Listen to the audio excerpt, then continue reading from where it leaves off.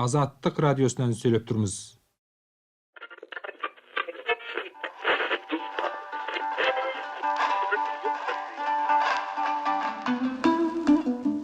Азаттык радиосунан сүйлөп турмуз.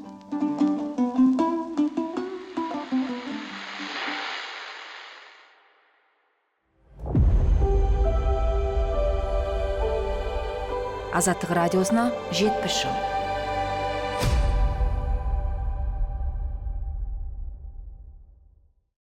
Армысыздар ағайын. 1979 жылы 24 желтоқсанда Совет одағы Ауғанстанға әскер кіргізді. Совет-Ауған соғысы басталды. Содан бері босаған ауған халқының тоз-тозы шықты. Солардың арасында этникалық қазақтар да бар еді. Олар Совет одағындағы коллективтендіру, ашаршылық және қуғын-сүргін кезінде осы елді паналады. Қазақстанда орыстар басып алды дегенді естіп, әкеміз Ауғанстанға ауса, ал біз Ауғанстанды орыстар басып алған кезде тағы да босып кеттік дейді азаттық кейіпкері. Бүгінгі эпизодта Ауғанстаннан Еуропа, Америкаға ауған иммигрант қазақ әйелінің тағдыры мен дәл бүгінгі Ауғанстанда өмір сүріп жатқан қазақ диаспорасының ахуалы баяндалады. Дәл дегенді бекер айтып отырған жоқпын. Бір апта бұрын ғана Ауғанстаннан оралған қазақстандық шығыстанушы Жомарт Жеңісұлымен сұхбаттастық. Бұл Азаттық радиосына 70 жыл аудио подкасы. Сіздермен бірге мен, Қуанышбек Қари. Басында көкшетаудың бір шығыс болсан, бәлеге жолы барсын сөзді қылсаң, көкшетау елдің салқын-ай, сағындым қайран халқым-ай, көкшетау басын биік шыға алмаймын, басына шықпай дем алмаймын, басында қаратаудың қаман бекен жүрмейтін, қамшыласа шаған бекен бермеген, тілегенде бір сарғытын некесі базар жанның жаман бекен, некесі базар жанның жаман бекен, некесі ай базар жанның жаман. Менің әкем 1929 жылы Шаяндан Мазар Шәріпке атам келіскен. Енді әкем болса 4 жыл бұрын қайтыс болды. Үлкен арманмен Қазақстанға өзі ата жұртымызға барайық деп. Жеті ұрпақты білеміз біз. Сөйтіп Қазақстандан болса Шаяндан шығып, Шаяндан Бесқала, Қонақожалы, Қоңырат, Байрамантажын деген жерден Ауғанстанға ауысып келген 1929 жылы. Мазари Шарифте ғұмыр кешіп жатқан Асан Асадолла есімді этникалық қазақ өз әулетінің тарихын осылай тарқатып отыр. Оған сәлден соң кеңінен тоқталамыз. Алдымен мына жайды айта кетсек. Азаттық радиосы қазақ бөлімінде 28 жыл қызмет атқарып, арасында оған басшылық қылған Хасен Оралтайдың ұлттық академиялық кітапханадағы жеке қорында шетел қазақтарына арналған бумалар жеткілікті. Онда биыл қызмет көрсетіп жатқанына 70 жыл болған Азаттық радиосының эфирінен берілген хабарлардың жазбасы жинақталған. Советтік Қазақстан қазақтары, Шығыс Түркістан қазақтары, Еуропа мен басқа елдегі қазақтар туралы бұл хабарларда олардың тұрмыс тіршілік мәдениеттері жайында айтылады. Хасен Оралтайдың жеке қорында сақталған Азаттықтың мұрағатынан мына бір хабардың жазбасы назарымызды аудартты. Совет одағы 1979 жылы Ауғанстанға әскер кіргізгеннен кейін әзірленіп эфирге ұсынылған бұл хабар мынандай қызықты хикаядан тұрады. Алдымен соны тыңдап алсақ, бұл хабарды сол кезде Мюнхен студиясы үшін әзірлеген Нұркамал Пынар. Оны қазір Алматы студиясының қайта оқып беретін әріптесім Мәншүк Асаутай. Батыс Германияның Мюнхен қаласында 1972 жылы халықаралық олимпиада ойындары өткізілген алаңда қыдырып жүрген ұзын бойлы аққұба кексе әйел өзін әлгіннен бері бақылап тұрған бір топ туысын байқамағанды. Әйел оларды бағанадан бері көргенімен қазақтар деп әсте ойламаған.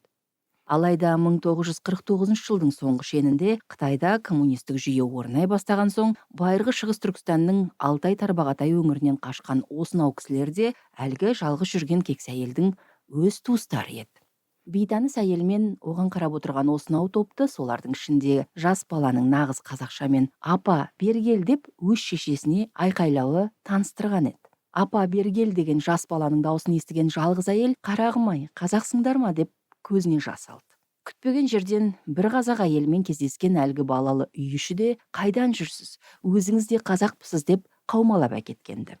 Жалғыз жүрген әйел әлгі топтың нағыз қазақтар екеніне көзі жеткеннен кейін егіле жылай отырып басынан өткен осынау күйінішті кезеңдерді бұлайша түсіндіруге кірісті. Қарақтарым, мен де қазақпын ғой. Мен осы жерге Ауғанстаннан келіп тұрмын.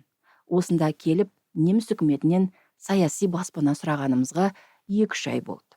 Біздің еліміз Ауғанстанды тағы да орыстар келіп басып алғанды. Тағы да деп тұрғаным, біз баяғыда осы орыстар басып кіргеннен кейін 1929 жылы Қазақстаннан қашып Ауғанстанды паналадық. Енді міне тағы сол орыстардан қашып осында келдік.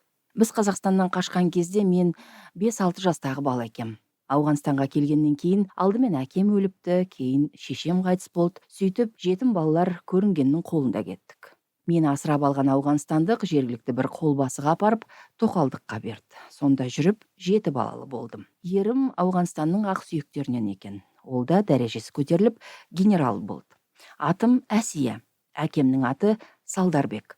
Оның әкесі Сыдық. Ағайындарымыздың айтуына қарағанда біз қазақтың ұлы жүзіне жататын руларынан жалайыр боламыз. Ерімнің аты генерал Мұхаммед Ислам. Ол кісі бірнеше жыл алдын ажалы жетіп өлді.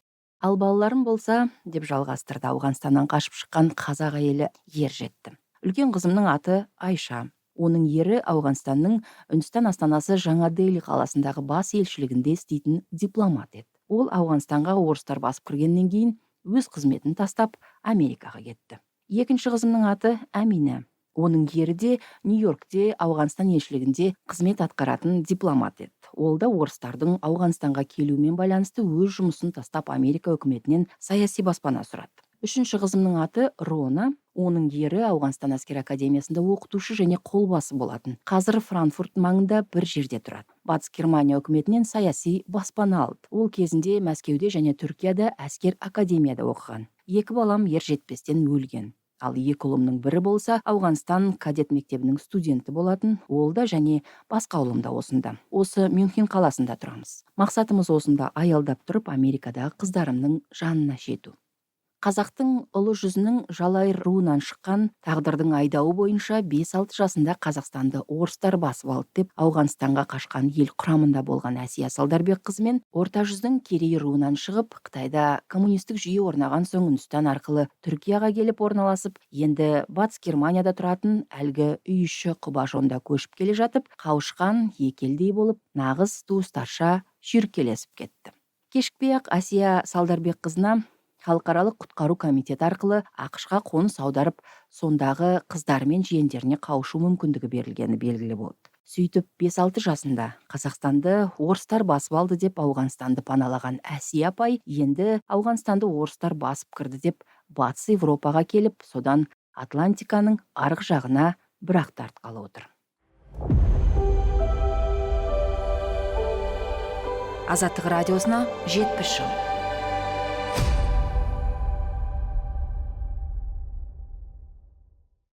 Әлгінде тыңдағандарыңыз 1979 жылы басталған Совет ауған соғысы кезінде Еуропа мен Америкаға бас сауғалаған иммигрант қазақ әйелінің хикаясы болды. Әке-шешесі Советтік Қазақстаннан Ауғанстанға барып, жастай жетім қалған Әсия Салдарбек қызының тағдыры аянышты. Енді оның өзі Совет одағы Ауғанстанға әскер енгізген соң, жылы орнын суытып, басқа елге бой тасалауға мәжбүр. Енді қазіргі Ауғанстандағы ахуал қалай? Дұрысы, сондағы қазақтардың жағдайы қалай? Бұл туралы биыл 2023 жылдың 16-23 желтоқсаны аралығында Ауғанстан солтүстігіне сапарлап келген шығыстанушы Жомарт Жеңісұлын сөзге тарттық. Ауған қазақтары қай аймақтарда орналасқан? Сіздер қай жерлерде болдыңыздар? Не көрдіңіздер? Кімді көрдіңіздер? Біз желтоқсан айының 16 күні шықтық. Сөйтіп 17 күні мына Өзбекстан шекарасы арқылы өтіп, Тәжікстанға келіп, 17 күн таңертең Тәжік ауған шекарасынан өттік. Сөйтіп Ауғанстанның солтүстік провинциялар, Құндыз қаласы арқылы мына Балық провинциясына келдік. Балық провинциясының орталығы Мазари Шариф қаласы екен. Облыс орталығы, провинция орталығы. Сол жерде Мазари Шариф, Саманған қалаларында, соның маңайында ауылдарда болдық. Енді уақыттың тығыздығына байланысты біз мынау тек солтүстік аймақтарды ғана қарап шықтық, бірақ сол жердегі адамдардың басқалардың айтуынша мына Ауғанстанның басқа қалаларында да 1-2 семьядан бар дейді қазақтар. Яғни тарыдай шашып кеткен. Тарыдай шашып кеткен. Одан кейін көбісі сауатсыз, өзінің мынау тегін арғы жет атасын білмейді, тек жалпы руын ғана біледі. Бірақ өзінің жет атасын білетін, нақты тегін білетін, Қазақстаннан қай аймақтан қашан келгенін білетін қазақтарды кездестірдік. Олар мынау 20 ғасырдың басында біздегі саяси науқандарға байланысты коллективтендіру, ашаршылық, соған байланысты. Олар қай жерде тұрады екен, қанша адам шамамен? Менің өзіміздің кездестіргеніміз ондайлардан мына кіші жүзден Әлімұлының ішінде Кете руынан бір 4-5 семьяны кездестірдік. Одан кейін Қоңыраттың Алғи, Ноғай және Саңғылы руларын кездестірдік. Одан кейін Дулаттың Оймауыт руынан 4-5 семья кездестірдік. Бірақ солардың семьялардың барлығын емес, солардың ақсақалдарымен ғана сөйлестік. Ақсақалдардың үйінде қонақта болдық. Сөйтіп пысықтап олардың жет атасын барлығын қай жерден келгенін анықтап сұрадық. Мысалы, Оймауыттар, Дулаттар. Олар Шаяннан келгенбіз дейді, ашаршылық жылдары. Сол Шаяннан бардық деген бір адамның видеосын жариялағансыз, иә? Шаяннан келдім деген адам. Сол кісінің осы жерде бір дауысын тыңдап алайық. Менің бірінші ұрығым болса Дулат. Дулат ішінде Оймауыт. Ұлы жүз қазақ боламын, ұлтым қазақ. Менің әкем 1929 жылы Шаяндан Мазары Шарифке атам келіскен. Енді әкем болса 4 жыл бұрын қайтыс болды, үлкен арманыммен Қазақстанға өзі ата жұртымызға барайық деп. Сөйтіп, менің болса 7 атамды білемін. Атамның аты Амир Мұхаммед, оның әкесінің аты Халық Берді, оның әкесінің аты Әулияхан, Әулияқұл, оның әкесінің аты Нұралы, Нұралының әкесі Хайитәлі, Хайитәлінің әкесінің аты Мұрат, Мұраттың әкесінің аты Барат. 7 атамыз, 7 ұрпақты білеміз біз. Сөйтіп, Қазақстандан болса, Шаяндан шығып, Шаяндан Бесқала, Көнақожалы, Қонырат, Байрамантажын деген жерден Ауғанстанға ауысып келген 1929 жылы. Әулияқұл деген атамыздың әкесі Байшыбек ұстап, Апағешінің кездерінде жоқ. Бачыбектер, Сөйтіп, бәрі тауарықымызды әкемізден үйреніп қалғанбыз. Көнекөз қариялардан бәрісіне естіп қалғанбыз.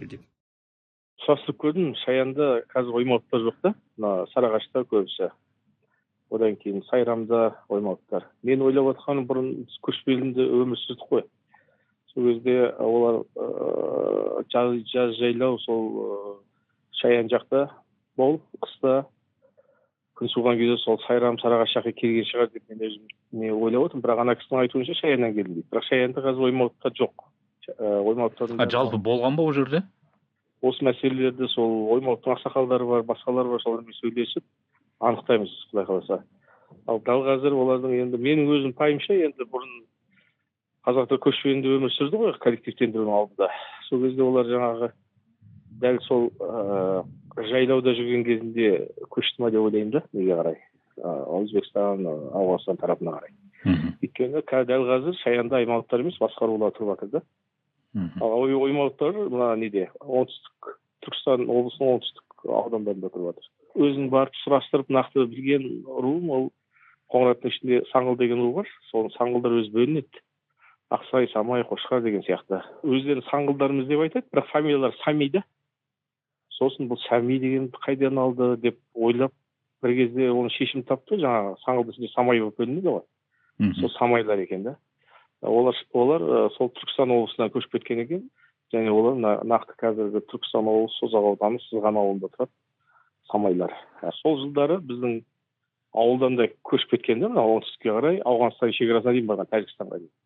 Кейін 50 жылдары әбден саяси науқандар бітіп, Сталин қайтыс болғаннан кейін олар ақырындап қайтадан Тәжікстаннан Өзбекстаннан елге қайтқандар барды. Нақты бір әулеттер бар біздің. Өзім Түркістан облысынан боламын, сол жерге сондай әулеттер барды. Ал бұл кісілер менің ойымша сол қайтпай қалғанда сол жақта қалған. Бірақ қайтқандар болған, нақты оларды мен атын атап түсіністей аламын. Қазіргі кедергі олардың келуіне әрине ол таза қағаз басылу жұмыстар. Ең бірінші комиссия құрылу керек. Мен мына Ауғанстандағы елші Есенкелдиев мырзаның несін оқыдым, интервьюін. Сонда ол кісі айтыпты, не деп, комиссия құрылу керек деп. Ол комиссия шынында да құрылу керек. Үлкен комиссия ұзақ уақыт жұмыс істеу керек. Сөйтіп нақты анықтап, олардың кім екенін. Елге қайтатын адамдардың нақты тізімін жасап, елдегі туысқандарымен тексеріп көріп, егер де олар осындай бізде қазақтарда шежіре бар ғой, сол шежіре бойынша мына ата үзіліп қалған. Осылар кезінде кетті деп еді, көз жасып қалдық дегендер болса, анықтап, лингвистикалық тексеру жүргізіп, сөйтіп оларды елге қайтаруға әбден болады деп ойлаймын. Олар алдыңғы бір сұхбатыңызда айтқан екенсіз, мысалы үшін этнографтардан құралған топ болу керек комиссия құрамында, сонда жұмыстың жүруі де жеңілдейді деген сияқты, бәрі жаңағы осы айтылып отырған кешенді шаруаларға келіп тіреледі ғой. Ал енді бұлардың қазіргі мына мәдени, этнографиялық ахуалы қалай екен? Антропологиялық жағынан алған кезде, олардың бәрі қазақтарға ұқсайды. Мына оңтүстік Сібір монголоидтық нәсілдің оңтүстік Сібір типіне жатады көбісі. Бірақ тілдік тұрғыдан келген кезде барлығы өзбек тілінде сөйлейді. Бірақ мына қазаққа тән рулар бар ғой, мына қыпшақтар, қаңлылар, басқа да қазақтың рулары, Ашамайлы дейді, кіші жүздің рулары, ұлы жүздің рулары, басқалар, орта жүздің рулары, барлығы олар мына өзбек тілінің қыпшақ диалектісіне сөйлейді. Яғни идің орнына жыны пайдаланады. Одан кейінгі ерекшелігі менталитетте аздап ерекшелік бар. Көбісі әлі қосарлы шаруашылықпен айналысады, көшпенділікпен, мал шаруашылығымен және егіншілікпен. Мал шаруашылығының қыр-сырын әбден қаныққан. Мал бордақылау, мал жаю, жылқы асырау. Дәстүрлі шаруашылық. Соның мал шаруашылығының барлық біз қазақ білетін қыр-сырының бәрін меңгерген. Сондықтан оларда көшпенділіктің ізі бар, менталитетте де бар. Қонақжайлылық, одан кейін аңғалдық, одан кейін тағы да не бар екен. Сондай біздің енді мына білім дәрежесіне байланысты бір меңзеу айтып қалдыңыз, сосын ана сіз әуелде жариялаған фотолардың ішінде мынандай бір суретті көріп қалдық. Жаңағы Германия ашып берген қазақ мектебі ме, егер мен дұрыс айтпасам түзерсіз, жаңағы немесе сол Германияның көмегімен ашылған қазақ махалладағы мектеп пе, сондай бір көмектер кезінде болған сияқты, егер дұрыс түсінсек. Мына Германияның көмегімен мектеп салып берген. Мына жаңағы сіздің Қазақлы деп отқаныңыз, ол мына таудың ішінде бір ауыл округі деп айтуға болады. Екі-үш қышлақ бірігіп бір ауыл болып отыр. Сол ауылдың аты Қазақлы деп аталады. Қазақлы. Ол жердегілердің бәрінің фамилиясы қазақ. Бұл қай провинцияда? Бұл қызық нәрсе. Өйткені Балық провинциясында, Саманган қаласынан 60 километр оңтүстікке қарай. Сол жерде орналасқан. Оларда сол мектеп ашылған, бірақ өкінішке орай қазіргі кезде мына қыз балаларын мектепке апару шектелген.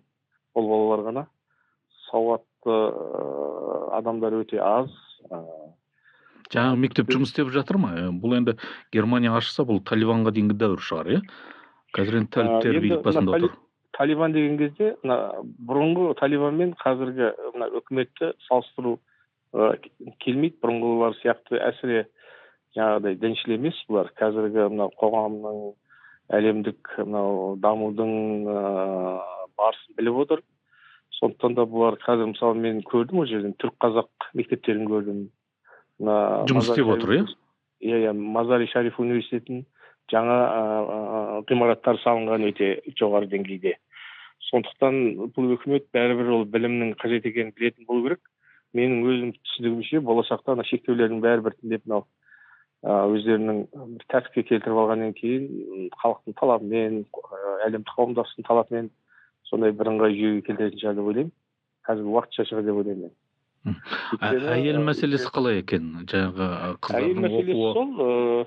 шектелген дедіңіз? Жаңағы беттерін жауып жүреді әйелдер. Олардың қаншалықты мына қызметке айналысатынын білмедім. Ол жағын сұрастырған жоқпыз, бірақ бәрібір біздегідей емес, басқа елдердегідей емес, әйелдердің жұмыс істеуі, білім алуы сәл шектелген. Яғни сол жаққа бейімделген, сол жергілікті мәдениетке бейімделіп кеткен. Иә. Енді оны сұрап отырғаным, Эльпинстон деген ағылшынның генералы 19 ғасырда сапарнама очерктер жазып, сол Ауғанстанда қазақтар туралы айтады да, мына мұсылмандардың ішіндегі әйелдері ашық жүретіні, жаңағы әйел еркін жүретіні осы қазақтар басын бүркемейді деп келтіретін бір сөздері бар еді, сол есіме түсіп жатыр да. Енді сұрағыңыз өте орынды, өйткені жаңағы қыпшақтар бар ғой, сол жерде тұратын. Солармен сұрадым мен әдейі. Бұрынғы әйелдер мен қазіргі әйелдердің айырмашылығы қандай қыпшақтарда десе, бұрынғы әйелдер кимешекпен жүрсін дейді. Ақ киім киетін тұғын дейді, ақ кимешекпен.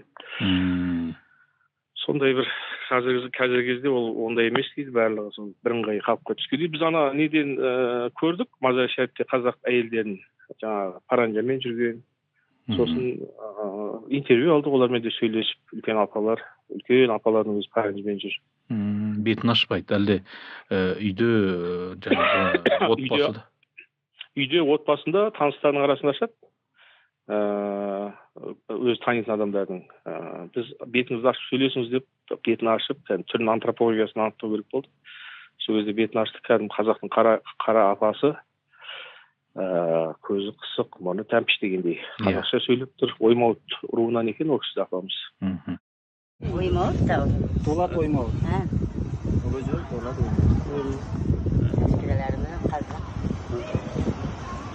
Bu kız kim болады? Bu кезде біздердің туыстарымыздан, жақындарымыздан. Бала шағаңыз бар ма? Қанша бала шағаңыз? Бір қыз баласы бар, күйеу баласы болса, қазір Түркияда жұмыс істейді.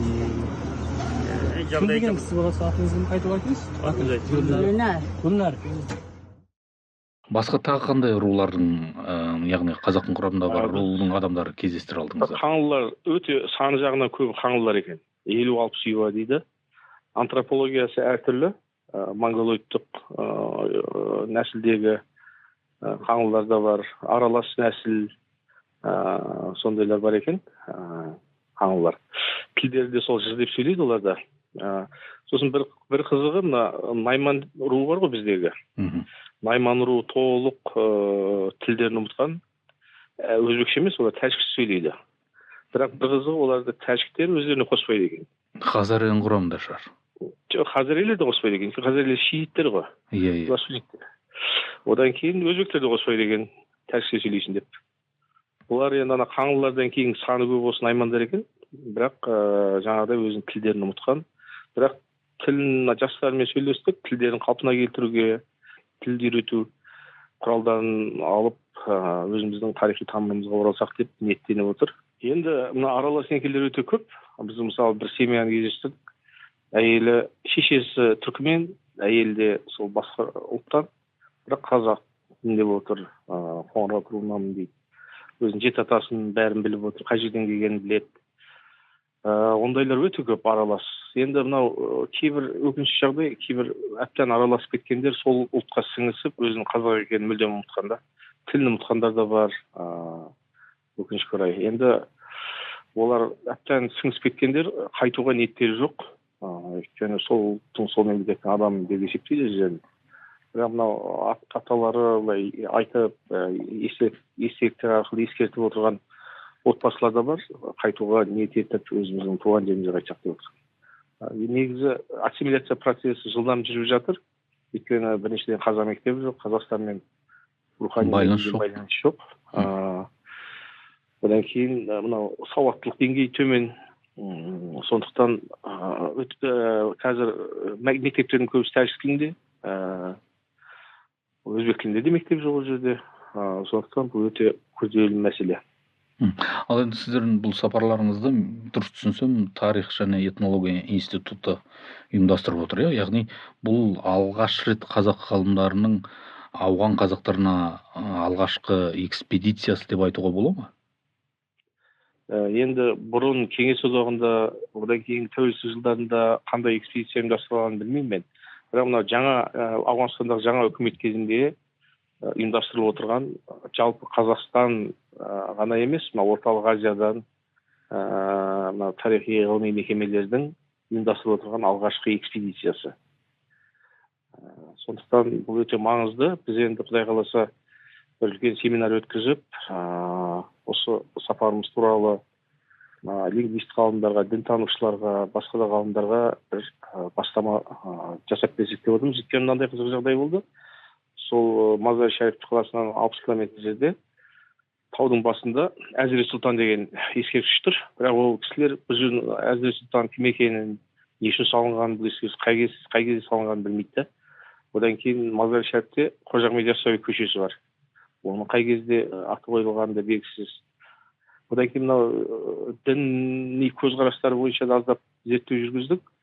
Барлығы сол суннизм ағымында, сунниттік ағымда Матруди несін ағымын ұстанамыз дейді. Сол бойынша оқыған, білім алған, қазақтардың арасында қарилар көп екен, діни білімі бар адамдар өте көп екен. Сондықтан бізде мына үкіметтің терроризм, ваххабизм, салафизммен байланысына қарап қорқудың қажеті жоқ, соған байланысты. Өйткені ол бұлар идеал жағынан қарама қарсы өзіміздің кәдімгі дәстүрлі қазақи исламды ұстанады деп кәміл айта аламын. Жақсы. Жаңа сөз арасында бұрынғы билікке араласқан қазақтардың бар екенін аңғартып алдыңыз. Ал қазіргі билікпен ынтымақтасып істеп жүргендер бар ма екен? Әрине, қазіргі билікпен жалпы түркітілдес халықтар бар ғой Ауғанстанда. Олар қазір саяси одақ құрып отыр. Саяси одақ? Саяси одақ кәдімгідей. Басқа тілдес халықтарға қарағанда. Түркілер осы жаңа үкіметке өте жақын, қазір үкіметтің құрамында, биліктің құрамында, ұйымдардың, қоғамдық ұйымдардың құрамында түркі тілдес халықтар, түркмендер, өзбектер, қазақтар көп. Бір қуантарлығы. Балх облысының Сауда палатасының төрағасының орынбасары, ол Қаламдар Рахым деген жігіт, қазақ жігіт. Сол басқарып отыр. Қазір Өзбекстанмен, Қазақстанмен тығыз экономикалық қарым-қатынастар жасап отыр. Қазақстаннан бидай тасып отыр, осы Сауда палатасы арқылы. Көп жұмыстар істеп отыр. Яғни менің өзім білетін сондай тұлғалар бар, және ішкі істер бөлімінде, әскери салада да, әкімшілікте де сол өзбек, түркмен, қазақ кісілер бар. Енді қайтқанмен Ауғанстан дегенде адамдардың ойында бір атыс шабыс қана елестейді. Сондай ассоциация болады да. Нақты жол жүріп келген адамның әсері қандай?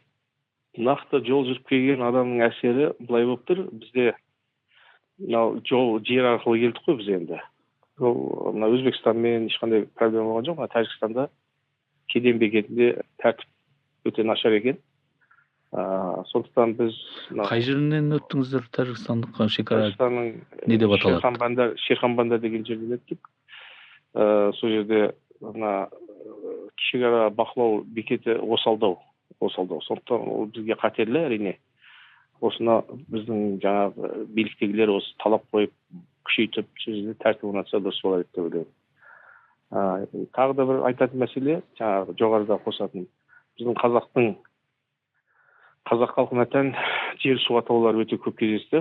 Мысалы, Дулат тауларын кездестірдік, Балық провинциясында. Одан кейін Алшын өзені бар екен. Алшын ауданы бар екен.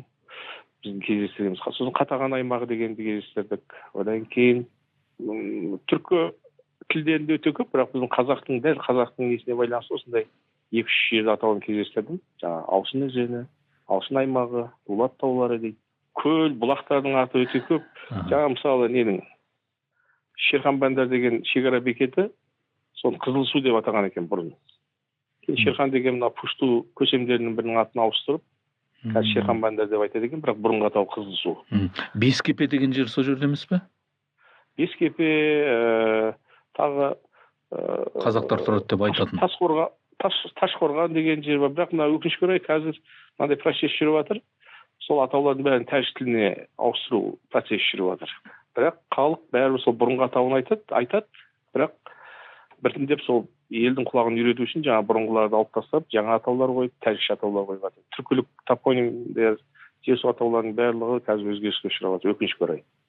Сондықтан дәл қазіргі кезде сондай бір экспедиция барып, анықтап барлығын қапқа түсірсе, нұр үстіне нұр болар еді.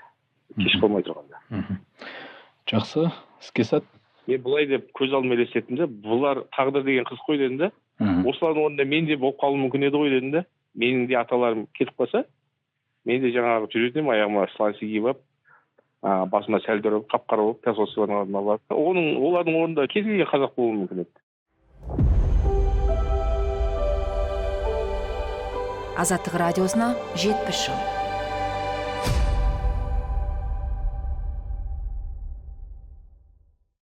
Азаттық радиосына 70 жыл подкастының бүгінгі эпизодында 44 жыл бұрын басталған Совет ауған соғысы кезінде батыс елдерінен пана іздеген иммигрант әйел Әсия Салдарбек қызы басынан кешкен босқын оқиғасы туралы айттық.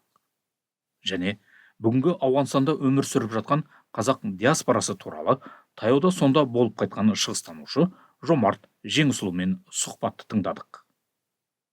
Әсияның әкесі 1929 жылы Советтік Қазақстандағы қысымнан бас сауғалап кетсе, бүгінгі Жомарт көрген ауған қазақтарының ішінде де аталары сол жылы Қазақстаннан Ауғанстанға қалай келгенін нақты маршрут адресімен әңгімелеп бергендер де бар. Алайда олардың ең үлкен мәселесі Қазақстанға оралу. Ауған қазақтарының атамекенге қайтамыз ба деген үмітпен Қазақстанның Кабулдағы елшілігіне барып, талай табалдырық тоздырғанын Азаттық бұрында хабарлаған. Елшілік, жалпы Қазақстанның сыртқы саясат мекемесі олардың ұлты қазақ екендігіне күмәнмен қарайтындығын аңдатқан. Осымен подкастың бүгінгі эпизодын аяқтаймыз. Сіздермен жұмыс істеген аудио подкаст авторы мен Қуанышбек Қари және аудиоредактор Елдар Құдайбергенов. Аудио подкастың барлық эпизодын Азаттық сайтынан, подкаст платформаларынан және Азаттықтың YouTube арнасынан тыңдауға болады. Келесі эпизодта кездескенше сау, сәлемат болыңыздар. Азаттық радиосына 70 жыл.